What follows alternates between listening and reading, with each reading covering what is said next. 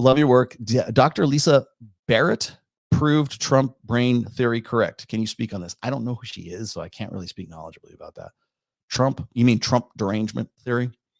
I think I think that you can apply that to a lot of things. When people get like overly ego invested in something, like people will have especially when it comes into gynocentrism, people don't, there's a concept called women are wonderful. It's the women are wonderful dynamic or women are wonderful phenomenon.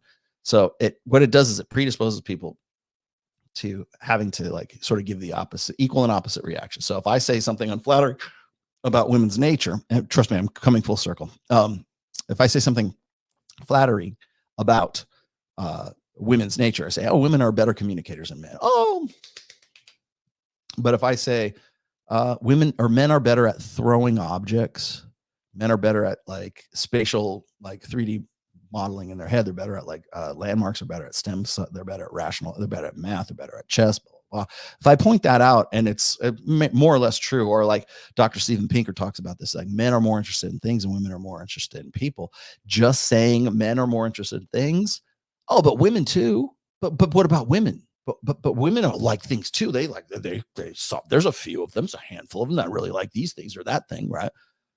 The impulse, the instinct to have to say that is part of the women are wonderful dynamic. Men do it because they want to protect women. We have an instinctual male protector dynamic. For women, it's just to defend the sisterhood, right? But whenever somebody says, well, if it's a negative aspect of male behavior, men are more aggressive and more violent than women. That's it. Nobody says anything else. Like crickets, you know. Wait, do I have crickets? I think I have crickets. Yeah, here's what you say. Nothing. I had to use my cricket sound. How's that? Nobody says anything. Oh, but women are violent too.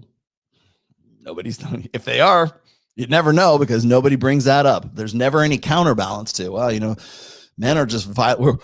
As Mike would say, we're all naked murder apes. We're hairless murder apes.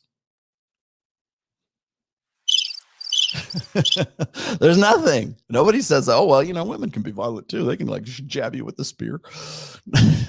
No, they don't. Nobody says jack shit.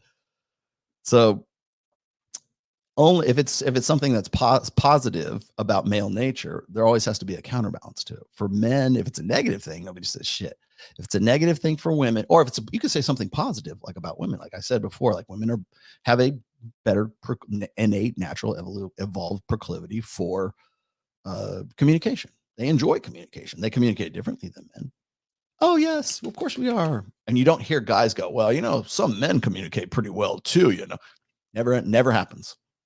Because and by the way, this is a very well established like sociological theory about we tend to take what women produce more seriously. Studies about women or by women that is in the positive, we tend to think has more validity. When it is anything that goes against women, then we raise an eyebrow. And if it's something that is positive about men, either we have to counterbalance it by saying, well, ooh, women can do it too, girls do it too, or we find some way to sort of delegitimize a strength that men have as an innate evolved strength as just being conventionally masculine. It's just how it works.